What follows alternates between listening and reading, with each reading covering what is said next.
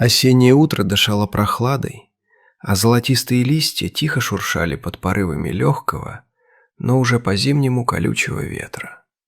На окраине небольшого городка, где жилые кварталы граничили с густым первозданным лесом, стояла оглушительная тишина. Жители еще спали в своих теплых постелях, и лишь редкие лесные птицы подавали сонные голоса в густых кронах старых дубов. Но для одного маленького пушистого существа эта ночь превратилась в сущий кошмар. Бесконечный аттракцион страха, а наступившее утро не принесло долгожданного облегчения и покоя. Ее звали Кнопка. Это была молодая, невероятно любопытная и весьма упитанная самка енота-полоскуна. Всю свою недолгую жизнь она руководствовалась одним простым и непреложным правилом. Если где-то приятно, пусть даже едва уловимо пахнет, туда обязательно нужно засунуть свой полосатый нос. А еще лучше залезть целиком. Предыдущим вечером, ведомая тонким, манящим ароматом чего-то сладкого и явно запретного, Кнопка пробралась через поваленный забор к огромному мусорному контейнеру, стоявшему на краю парковки. Внутри бака было много интересного. Шуршащие обертки, обглоданные косточки и пустые пластиковые стаканчики. Но среди всей этой груды коробок и пакетов ее внимание привлекла небольшая круглая щель в ржавой железной перегородке на самом дне контейнера. Там, на другой стороне, волей случая лежал кусочек лакомства. Недоеденный пончик в сахарной глазури. Кнопка, не задумываясь о последствиях и поддавшись инстинкту вечного голода, изо всех сил просунула голову в это узкое отверстие. Кожа натянулась, шерсть прижалась к черепу, но цель была достигнута. Она съела добычу до последней крошки. Удовлетворенно облизнулась и решила, что пора возвращаться к своим привычным ночным делам и прогулкам по крышам. Но когда она попыталась вытащить голову обратно, ее широкие уши и плотные щеки уперлись в жесткие, покрытые острой ржавчиной металлические края. Она дернулась назад безуспешно. Попробовала повернуться боком, металл больно врезался в шею, перекрывая свободный доступ воздуха. Енотиха оказалась в ловушке. Ее упитанное, покрытое густым мехом тело оставалось в относительной безопасности внутри контейнера, но голова намертво застряла в узком проеме железной перегородки. Каждая новая отчаянная попытка освободиться лишь сильнее распаляла панику, а паника заставляла ее маленькое сердце биться как сумасшедшее. Всю долгую холодную ночь она тихо поскуливала, царапала когтями стены бака и смотрела в темноту, надеясь на чудо. Марк не планировал совершать подвигов в этот день. Это был самый обычный рабочий вторник. Он работал инспектором в местной службе благоустройства и просто приехал на окраину города, чтобы проверить техническое состояние старых мусорных накопителей перед их плановой заменой на новые современные эко-капсулы. Подойдя к старому, покрытому глубокими сколами и рыжей ржавчиной железному баку, он уже собирался сделать отметку в своем планшете, как вдруг услышал странный, неестественный шорох и приглушенный, полный непередаваемого отчаяния писк. Марк осторожно заглянул внутрь глубокого бака и замер от неожиданности. Из ржавого железного плена на него смотрели два огромных, влажных, полных слез и немой мольбы глаза. Черная маска шерсти вокруг глаз енота делала его взгляд еще более выразительным, почти человеческим. Животное смотрело на мужчину так внимательно и проникновенно, словно прекрасно понимало, этот внезапно появившийся сверху человек – его первый, последний и единственный шанс на спасение. Енот умолял о помощи своими умоляющими, блестящими в утреннем свете глазами. «Ох, приятель, ну как же тебя так угораздило? Куда же ты полез?» Тихо и сочувственно произнес Марк, поправляя солнцезащитные очки, сдвинутые на козырек его любимой черной кепки. Мужчина сразу понял, что дело принимает серьезный оборот. Металл бака был советского образца, толстым, кованым и практически не гнущимся. А отверстие, в которое попала голова зверька, казалось слишком узким, даже для котенка. Оставлять животное здесь в таком положении было равносильно смертному приговору. Солнце поднималось все выше, наступал жаркий день, и без глотка воды енот просто бы погиб от теплового удара и обезвоживания всего за несколько часов. Не раздумывая больше ни секунды и позабыв о строгих служебных инструкциях, Марк надел плотные защитные перчатки из грубой кожи и полез внутрь контейнера, наступая прямо в гору скопившегося мусора. Первым делом Марк попытался пойти самым простым, логичным и наименее травматичным путем. Он аккуратно, стараясь не делать резких движений, обхватил упитанное и теплое тело Кнопки своими большими руками, пытаясь нащупать правильный угол наклона головы, чтобы плавно и аккуратно потянуть ее назад, сквозь злополучное отверстие. «Тихо, маленькая, тихо. Пожалуйста, не бойся меня. Я тебе не наврежу, слышишь? Я здесь, чтобы помочь», – приговаривал он спокойным, ровным и убаюкивающим голосом, словно разговаривал с напуганным ребенком. Но Кнопка, будучи диким лесным жителем, не понимала человеческого языка и не могла оценить добрых намерений. Для нее Марк в этот кошмарный момент был огромным, пахнущим чужими запахами хищником, который сначала загнал ее в угол, а теперь пытается схватить и, возможно, причинить боль. Животный страх полностью парализовал ее и без того измученный разум. Вместо того, чтобы расслабить мышцы шеи и довериться рукам спасателя, она начала отчаянно вырываться, громко шипеть, выпускать острые когти и пятиться назад. Ее хаотичные судорожные движения привели лишь к худшему. Голова заклинила в железном проеме еще сильнее, зажатая острыми краями. Кожа на шее натянулась до предела, шерсть встала дыбом, и несчастная енотиха издала жалобный, хриплый звук, похожий на тихий плач. Марк вынужден был отстраниться. Он тяжело вздохнул и вытер лоб тыльной стороной ладони. Прямая физическая сила здесь явно не поможет. Она лишь усугубит положение и может привести к травме позвоночника животного. Нужен был совершенно другой, более хитрый план. Вспомнив старый проверенный временем народный метод спасения застрявших пальцев из слишком узких колец, Марк решил использовать смазку.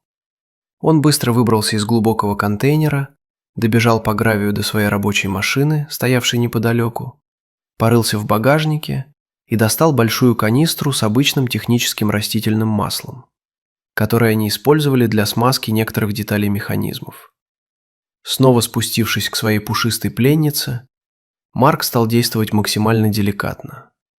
Он начал аккуратно, тонкой струйкой, поливать маслом шею и область вокруг ушей енота, искренне надеясь, что скользкая вязкая жидкость покроет шерсть и поможет Кнопке плавно, словно по маслу, выскользнуть из железных тисков назад в безопасное пространство бака.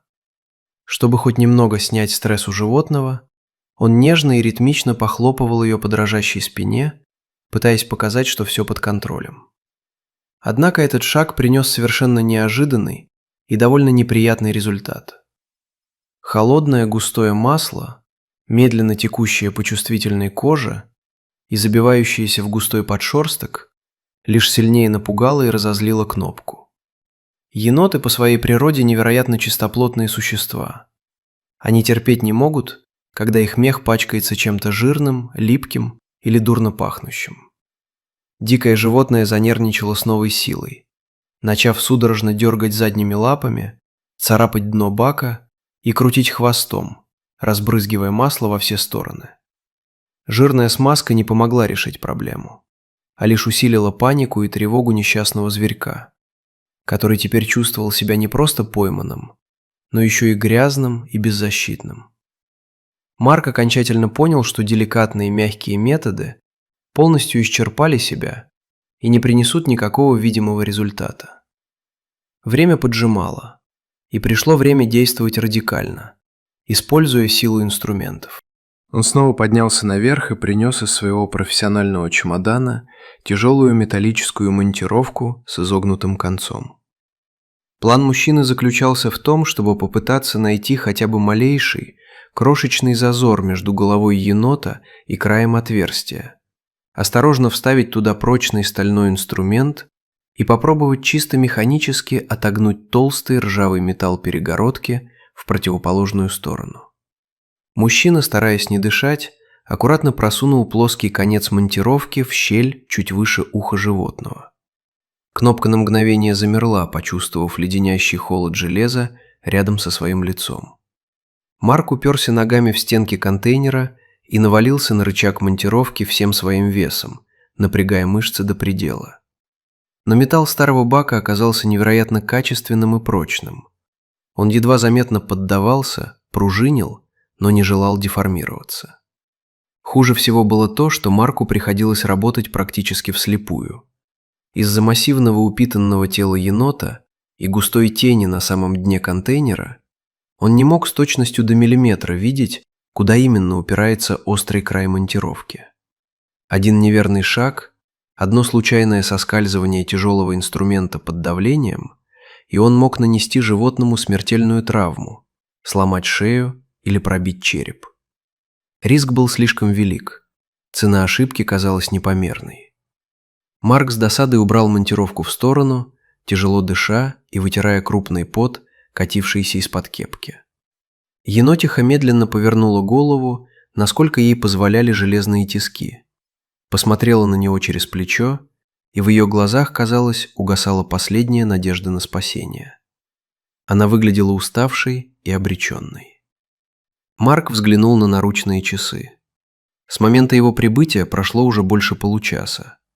Время стремительно шло, солнце начинало припекать, а животное заметно слабело. Его дыхание становилось все более прерывистым и тяжелым. У спасателя оставался последний, самый опасный, экстремальный, но в то же время самый действенный вариант. Он решительно полез в машину и достал оттуда мощную профессиональную сабельную пилу с длинным лезвием по металлу. Этот электрический инструмент при работе издавал страшный, пронзительный, оглушительный скрежет и производил сильнейшую вибрацию. Использовать такую технику в непосредственной интимной близости от живого, дикого и напуганного существа – это был огромный, граничащий с безумием риск. Одно случайное резкое движение испуганного зверя, одна судорога мышц, одно мимолетное движение уставших и взмокших рук самого спасателя – и лезвие могло мгновенно перерезать артерию.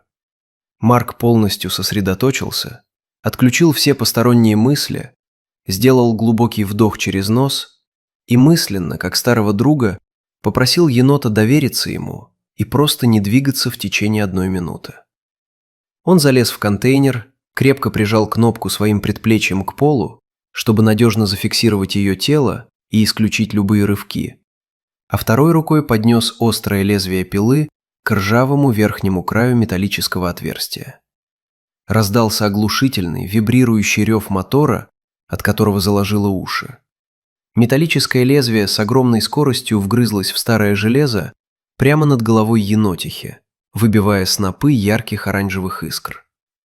Кнопка от непередаваемого ужаса крепко зажмурила глаза и вжала лапы в живот. Искры летели в разные стороны, освещая темное дно бака, а сильнейшая вибрация передавалась по всему корпусу контейнера, заставляя его гудеть, как огромный колокол. Но именно эта мощная, непрекращающаяся вибрация, вопреки первоначальному страху, сослужила самую важную, добрую службу в этой спасательной операции. От частых и сильных колебаний металла, а также благодаря скользкому растительному маслу, которое Марк так щедро налил ранее и которое успело глубоко впитаться в шерсть, зажатая голова кнопки начала понемногу, миллиметр за миллиметром, сдвигаться назад.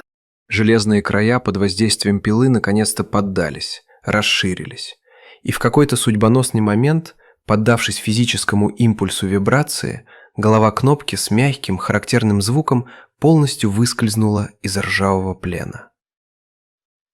Оглушительная пила мгновенно смолкла, и в контейнере снова воцарилась тишина, нарушаемая лишь тяжелым дыханием человека. Кнопка далеко не сразу поверила в то, что кошмар закончился, и она снова принадлежит самой себе.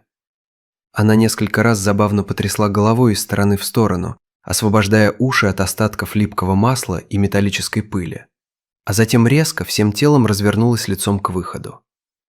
Железный капкан, мучивший ее долгие часы, остался позади, превратившись в обычную дыру в старом баке. Она была свободна.